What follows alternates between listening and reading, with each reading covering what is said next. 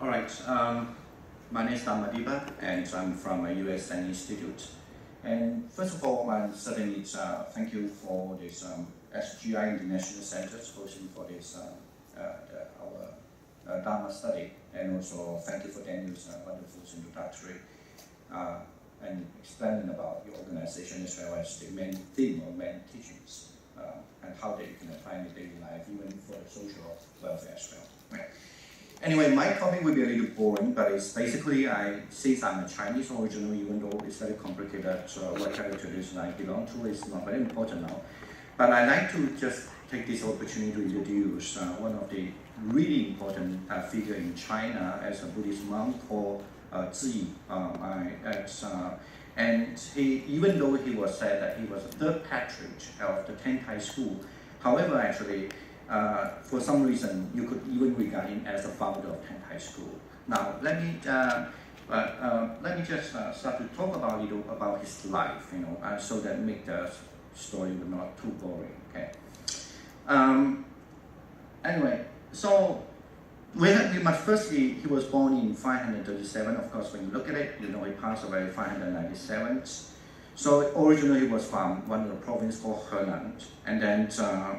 However, he lived in Hubei, one of the places nowadays in China, and then, but his father was actually his grandfather was one of the minister, or basically in the court, very, very powerful and well-known persons. However, during the Liang period, as a dynastic, then because his grandfather, even his father, also lost his as a politician, like a minister in the court. So suddenly the whole family become very poor and difficulty. So I guess that's how, generally you find a lot in Chinese history that's how, and then they found the life has no meaning in a certain way. That's why then he be renounced and then as a monk. But it was very also unfortunate nowadays, even when you become a monk, the same thing people thought you might be facing some problem, that's why you become a monk. But I guess it still tell a different story. Let me just say it anyway. Later on, even his parents had passed away. So when his parents passed away, then he decided to become monk. At the time, he was 18 years old. So, and then, however, then later on, he was, of course, well studied on all these Mahayana texts, the Buddhist texts. And 20 years old, after he got this full ordination as bhikshu in traditional Buddhist traditions, and then he went to other places to study the Lotus Sutra. What I want to mention about him also is very important as a Mahayana, especially in China. So when you talk about the Lotus Sutra, there's no way you don't talk about him. Okay, the Zhiyi Fashi. There's no way that you say, I don't know Zhiyi Fashi, but I know Lotus Sutra. Especially you are a monk, if you are profession in a monastic study, or if you study the subject, Buddhism as a main subject in China. So, but we must also understand at the time, during the 6th century in China, mostly in the south, they mostly divide they call the northern Buddhism and the southern Buddhism. Not like what now say with southern as a Theravada and so forth. In China, in that kind of land, the north part and the south part of China. Even now, sometimes we used to talk the same thing like, oh, you like the northern food or southern food, okay? Because still, I don't know how to tell you, but next time you should ask some people who know food very well. So somehow, when we eat, we know these people are cooked from the north side. They don't come from the south side. I come from the south side, basically. So that's why, even my ancestor, I want to say. So kind of like that. Even that time also it's believed that the Buddhism in China, those who belong to the northern side are less knowledge in a certain sense. However, but they are really put their action into practice. In the south side, they talk and talk. They are the mind may be very active. They study a lot. They might, for some reason, you really like to study, but they don't practice. At least this certainly is recorded by him, the Zhiyi Fashi, thinking that because of that reason, and he thinking that he should actually forget about the study anymore. So he really should go into practice. And because of that, certainly he need to find a teacher. And it's one of the teachers still, especially if you want to read the earlier meditation technique, then you definitely read the source called Hui Shi, I think I mentioned there. and Hui Shi was his teacher.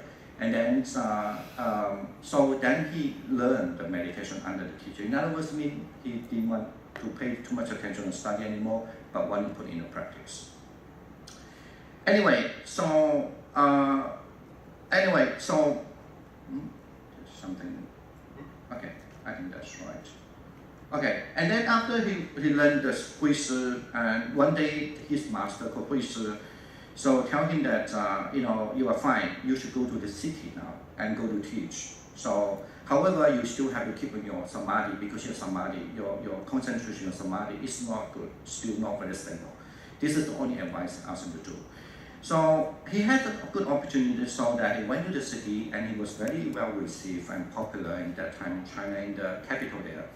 So everybody loved him. Even later on, even the king even know about him and wanted to invite him to go to the court to teach. Okay, and this is where he started to write, started to preach first, to talk about Lotus Sutra, and then one other called I think kind of like commentary to Abhidhamma, something like that, or not Abhidhamma, to Prajnaparamita, to the called the Prajnaparamita Sastra. And then also he had write one of the meditation texts called the small Samadhi in Vipassana technique. That was the time he started to, when he was in the city. However, when he was in the city, actually, he also started to think he needed to live afterwards, especially when one of his important devotees, who really greatly support him, was political reason, or when I say political, I mean as in the kingship that time. So for some reason was killed, and then he started to feel like that was not really the big city is a place that he should live, and he should really have to go to retreat, kind of like have a recluse life. So that's the reason why, and his conclusion is very important. He say that way. He say look at these places, it's so chaotic, and then it's not in a good place for practice. So, and if I stay in the palace and just do the meditation and teaching them, but 1 year there are 40 people who study meditation, and only 20 people will have the achievement for the meditation. And the second year there's 100 people, meaning the people are increasing. However, even the achievement are also 20. So, and then the third year, there are 200 people who come to do meditation, but the achievement only 10 people, But I guess I understand why, as a Chinese ethnic, I don't know how the ethnic nation, Chinese people, when they are getting more people, they start to quarrel and fighting. And all the peace was gone, okay? And of course, this kind of writing is like, in old days you don't write that, but we read that, we know what they're going to talk about. It's going to tell you a lot of problems that are going on already. When you're 40, you have half of people get achievement, and then now you have 100, also 20 people get achievement. Now you have 200, just only 10 people get achievement. And then now you have 300 or 400, maybe just 5. And then the more, and then maybe 1, and maybe none at the end. So that's why he think that now, I don't want to stay in the city anymore. So that's the reason why he went to the Tientai as a mountain name. So that's why, and then especially in the old days, whether it's true or not, we never know, but it's always like to relate that with a dream. So he got a dream, and he saw the beautiful mountain, and then the slides. Oh, I didn't change the slides. No, you did not. I only changed it here. Sorry. Oh yeah. So yeah. Anyway, so unfortunately, no. No, yeah. So it's all right. Anyway, so after that, I don't want to describe all the things. Basically, he started to see that. So it's on that screen as well. Oh, that's right. That's good. I can have a compare. Thank you so much. Yeah. So and that's basically then he decided. I don't want to say the story long, but he decided to go to the Tientai. That he should really go to retreat. Yeah. You have to understand, as someone that in those days, even nowadays, but especially in those days, he had a good position already. And even well recognized by the courtship, right? But still, then he decided, no, I should put away all these things. I just have to go to my practice. So we have to understand also, there's one important monk. When he went to this mountain, actually, that monk, he was not the first monk who lived in the mountain called Tientai Mountain, but there was one of the monk there. But it's believed that monk was well practiced. I mean, that gave him a lot of encouragement also. But that means you are not going to stay in the mountain, and then, later on you'll end up with nothing. So at least that when he met the monk, and the monk told him that, didn't we met together before? So he was like, no, I didn't. He said, yeah, we met together 2 years ago. So somehow he remembered actually he had a dream with the monk in the past. So it's just to show that there's a miracle going on, that they felt that, okay, so this is really is my place. I mean, still nowadays, whenever any founder will found a place, I don't know whether they invented later, but they also always relate why the place been found here. It's always some story going on. Well, anyway, at the same time, it's also believed that even those days there's no kind of gong going on, but they could hear the Chinese gong, then they were like, how the gong was just sounds going on. They said actually the gongs there is just kind of welcoming you now. So he felt welcome, and in other words, I would say this kind of message would pass down. I guess the main thing to say that when he was just started on the retreat in Tientai Mountain, he did get support by the monk who are believing it's quite well practices now. Don't forget, in the past, he always facing a lot of problems. I forgot to mention that even when he was a city, actually he was always encountering a lot of people disagree with him, because his way of giving the talk, and people don't like his way of giving the talk, and so also he's facing that problem. Okay, this passage about he had done one night when he was meditating. So he was when he was in deep samadhi, and suddenly there was a really a hurricane was going on, and also and he said that he actually had a kind of very good experience in meditation. He had seen a lot of things. So even including in Tientai, of course, in those you believe that the ghosts and the demon kind of the beings, and then come to really fighting the thing, and then even set forth the fire towards him. However, because he had a really calm mind, and after that all come to peaceful. Well, this kind of discussion is almost like the discussion about the Buddha, right? And the Buddha, when he get enlightenment, and then he had facing the people challenging him, like a demon kind of what we call a Mara, come to challenge the Buddha. So anyway, it's that he had the experience, and okay, and then, however, that's not the end. And even that time, suddenly he also felt that his physical and his mental, suddenly all pain comes to his body, almost like he was burned. Okay, and then he can witness his parents pass away, and so forth. But he still keep not to being dragged away by that kind of scenery or the kind of vision he had. So anyway, he also let his mind calm down, and in a way that he could come to a very peaceful state. And it's believed that then the heavenly kind of angels, or you could say in English called angels, but those kind of heavenly divine beings, and come down and congregate him that you have reached to attainment. I mean, this is very important passage, because in a certain sense, but some people say that, okay, let me just say something. Actually, before he passed away also, his disciples, according to Buddhist tradition, you don't ask your master what attainment you have, but there's only one time you can ask, when you're about to die, okay? So I think when I'm about to die, I need to really go to an isolated place, nobody will help me. Anyway, and that was the time that they did ask him, he was very honest, say that, I could have practiced even better, but then afterward he was busy. Now anyway, that time it means he had reached a certain stage, or bodhisattva stage.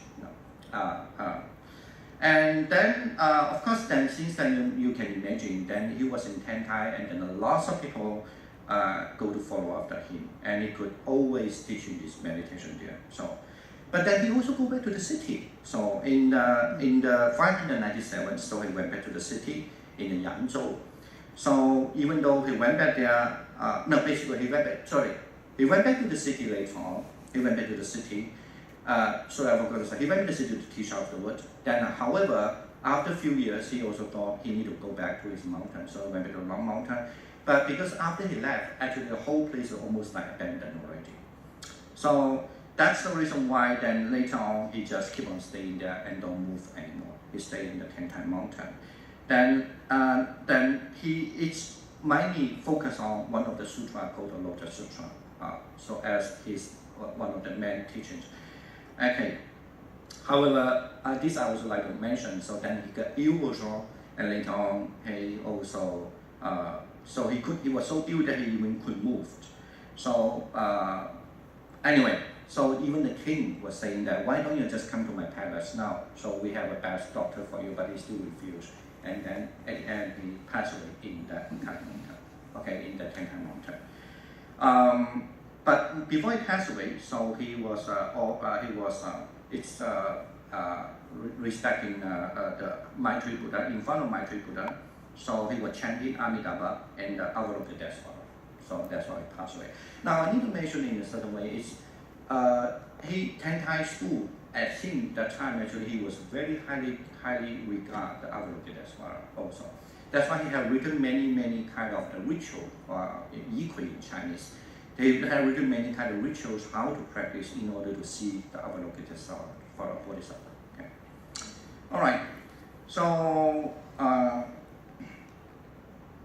I would just want to say that of course, and then this is now if you still go to China, you can still this is an old building, and it's that's building in Tientai of course, and then the temple there and. The original temple actually it used to call the Guoqin Si, basically mean the temple was built in that kind of dynasty. Okay. However, later on it's changed name. Now they call it Zhenjue Si, mean the true enlightenment temple. Okay. So this is one of the unique stupa that's believed to be enshrined of him. Is most of it has here. So it's not actually his body. So but still I think it's gone already for some reason. But still, if you go to that temple, I didn't go there, but I know you still can see some mummy there too. Okay. In the Buddhist tradition, it's believed that if you're well practiced. In old day, you will kept in one of the container, and then you have to wait for 1 or 2 years by opening, and then your mummy will still stay, And so, I think his mummy has gone already, but still, it used to be enshrined his mummy, his body. Okay. Now, I want to say why it's so important in Chinese history. Still nowadays, when the people are as a Chinese Buddhist, they always understand the sutra in a way it's called 5 pillars and 8 teachings. Now I need to say that let me just say that what mean the 5 pillars. Basically, it believe that when the Buddha can attain enlightenment, the Buddha actually started to preach the sutra called Avatamsaka Sutta. Avatamsaka Sutta. However, when he started to preach Avatamsaka Sutta, and for the first 3 days to 8 days, nobody understand his teachings. That's why he started to shift his teaching to teach Agama and something what we call later on called the small Hinaya, or the small vehicle sutras, or Nikaya, and so forth. And he was preaching that about from 12 years to 20 years. And after that, he started to have a kind of bridge between the Mahayana and the so-called Hinayana school, the Buddhist doctrine. So, and he started to preach something that we call the Vibhuya period. Anyway, you could say just combine the two. Okay. And then the last, before he passed away, there were 2 periods. That means when he was about 60 years old, he started to preach about like a Brajaparamita. It's all about the Brajaparamita. And the last, he was teaching the Lotus Sutra. And then also Nirvana, they call it the Parinirvana Sutra, these 2. So as the end. That's the reason why the Lotus Sutra also become very important, because according to this Tientai school, one thing is that they think that why the lotus as the ultimate thing, because that's what the Buddha preached last. Okay, that's what one. Well, how this come along? Let me just say that we must understand China from the 2nd century or 3rd century, particularly officially recorded in the 3rd century. Then we started to have all these sutra translated into Chinese from different languages. Okay, particularly of course Sanskrit as the main language, but there are more than that translated into Chinese. And you have all the sutra from either any different type of sutra. So how can you tell the people these all sutra was taught by the Buddha? Of course, the methodology in those days is different from now. So, and they need to solve that problem. And actually, Tientai school, Zhiyi was very, I would say, very talentedly solve that problem, because of course they are not going to reject what we translate in the past or sometimes are not valuable or wrong or whatever, maybe not necessarily pure Buddhism. As a Theravada always say, oh, this is not pure. But the Chinese cannot think that way, because all these sutras were translated long ago was there. So, and they need to solve that problem. How you have so many different flair or style or literature give different message from a Buddha. So this is how this is, you could say, the historicism to make it explaining, yeah, we have these two different because the Buddha preached in a different time. So even now, actually, most of the Chinese, I would say, especially those who are learning Chinese Buddhism are more in that they always still believe in this kind of system. That's the reason why when we have modernity or research of Buddhism saying how the Mahayana put text canon along and so they find it very hard to accept it because they get this as their own, the first information they have. All right, and then what I mean by the 8 teachings? I don't want to give too much of this, but I just want to say, just why don't we just simply say, firstly, I think I need to omit this. I mean, the first pillar I just mentioned is mean the flower ornament period. So that means and the second pillar is mean the Deepa period, and then the third time, Deepa means they would do it when the Buddha was spending 12 to 20 years to address the Nikayas or the Agama. So, and then you have the third period is called this Vaibhuriya period, meaning the bridge between the Mahayana and the Hinayana texts. Like, lots of texts, for example, let me just say, like this, anyway, like Vimalakirti, okay? So Vimalakirti was criticizing the Hinayana people are still something wrong. They're not wrong, they're not perfect. They still can go further, better, like that. So it's a kind of bridge between the two. And then you do have this, the Brajavaramita period, of course that time. You don't need to mention about anything related to what we call the foundation of the fundamental Buddhism teachings, because everybody must know that already. So. And the last is that what you call the Lotus Sutra, Nirvana. Okay. All right. So even the I need to skip that. I just want to give this draft. Okay. So and then there are 4 kind of teachings that he say. I mean, still actually I find it very useful nowadays, even as a Chinese, if you want to explain how there are so many texts, how you can explain that these texts are there. So one way is that you have to understand, like the Avantasaka Sutta, it's the teaching for the sudden enlightenment, okay? And then the other teachings, like what we, especially who are studying Theravada, all these kind of teaching belong to the graduate teachings, okay? And however, the other, and there are 2 types of other teaching is called variable, meaning you cannot say whether they belong to this school, or they belong to sudden enlightenment or the graduate enlightenment. And the last one was a secret teaching. Please understand that first. The secret teaching in Tientai doesn't mean the Vajrayana. So the secret here just means, the teachings mean sometimes you see, it didn't explain very well, I was saying that, so everyone is different. Sometimes the Buddha does, when everyone have a different problem, he addressed the problem to a certain person. And then the person only know that problem. The other might know he could have attended, but he didn't know what he been instructed.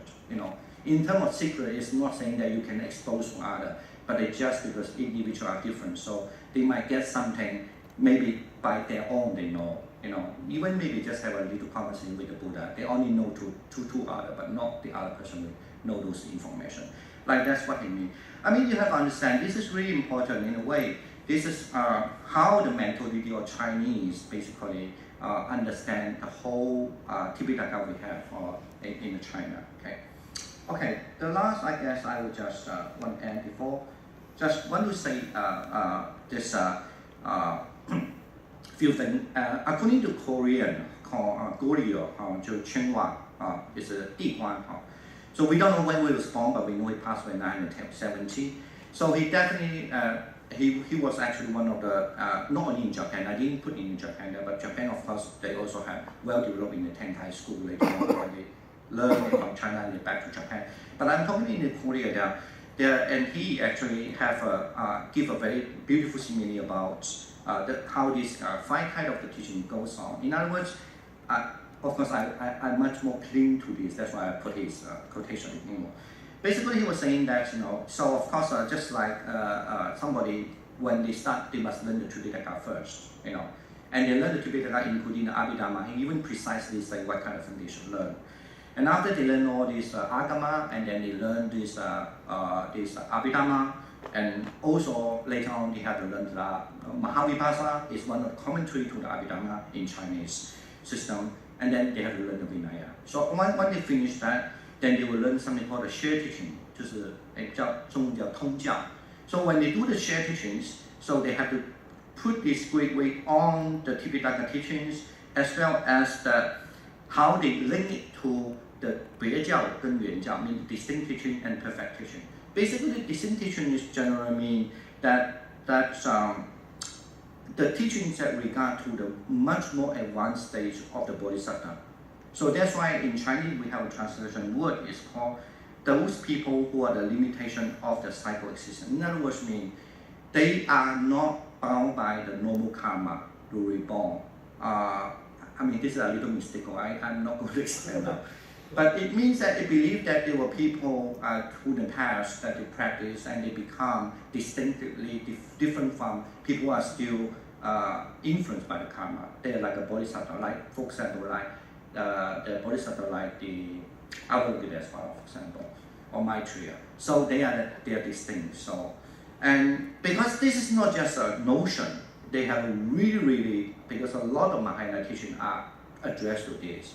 So if you want to look at the Mahayana teachings, you don't understand this part, you understand as the foundational teaching, then you might get it wrong. This is what that's kind of the scholasticism different from there. Yes, they agree that that's the basic, but then, however, when you come to distinct, it's something different.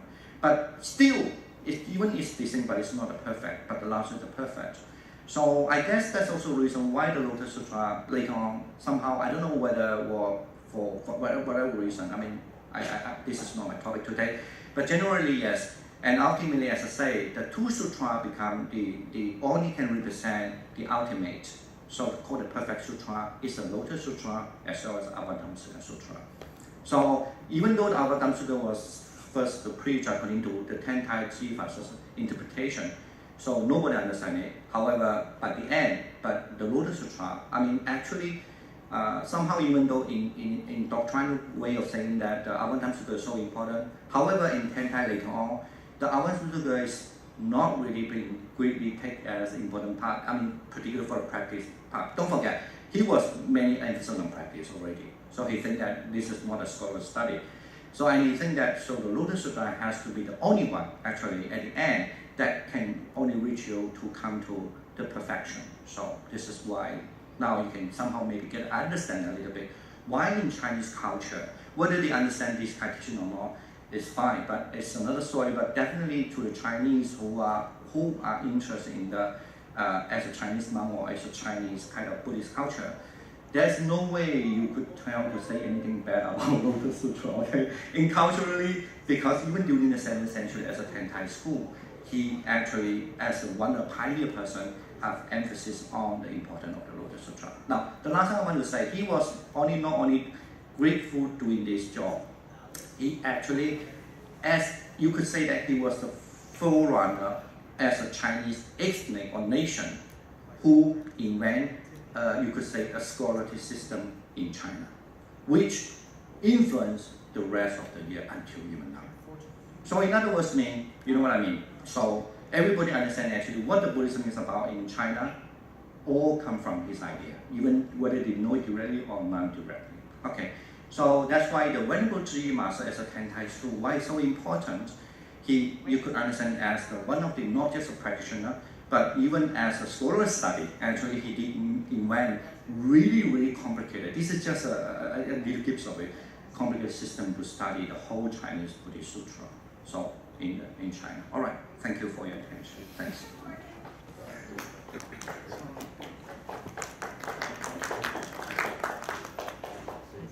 Yes, please go.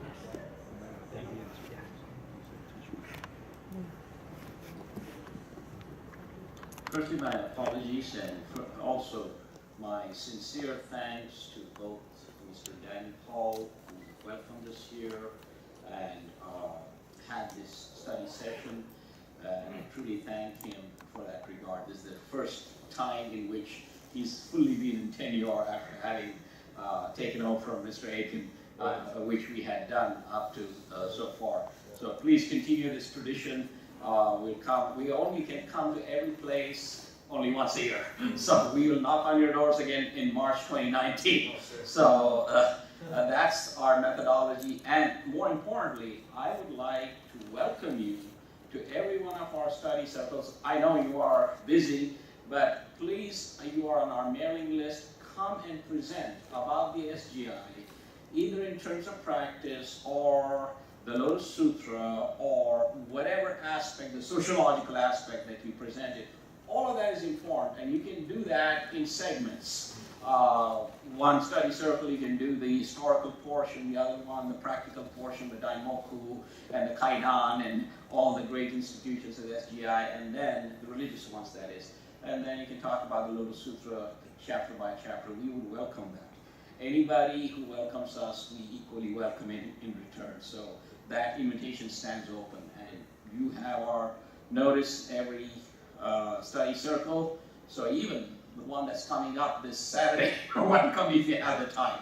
So with that said, and also to Venerable Dr. Dhammadipa, who's kindly graced us with his lecture.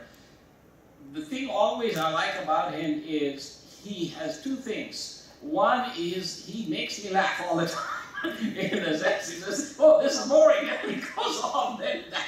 And the other aspect about him is he chooses the right aspect in the right place, in the right environment. You know, the Lotus Sutra is so important to the entire Nichiren tradition. You know, one can talk about Master Nichiren. He's an extraordinary personality in Japanese Buddhist history. I just actually, strangely enough, I finished lecturing to my class on Nichiren today. And that's why I know his dates, 1222 to 1282. He lived for 60 years. So to that degree I know about, and we talked about the Daimoku, and I even mentioned to them the famous chant, Namo Myoho Renge Kyo. So, and he talked about the Lotus Sutra, you know, in the context that Tientai Master Zhiyi and the Tientai tradition, we always know as being the great authority in terms of the Lotus Sutra, because each of these schools in China and Japan has, though they know all the Mahayana sutras, there's one set of sutras that they elevate most. And in the Tientai or Tendai tradition in Japan, the Lotus Sutra is certainly the one that is emphasized. Now I came to know its history of how that happened, especially in the Chinese context. So that is what I would call proper orientation in terms of bringing the proper lecture in the proper location, because for the SGI tradition is the Lotus Sutra and the Lotus Sutra only. So with that having been said, I would request Mr. Hall to guide us through the tradition, the religious tradition of the whatever rituals that you do, Sure. and we would love to witness that, and you can explain some meanings if you can, Sure. since we have still some time, Okay. 15 minutes or so. And please, last but not least, nobody disappear. We always have a group photo, otherwise we'll have none. Thank you.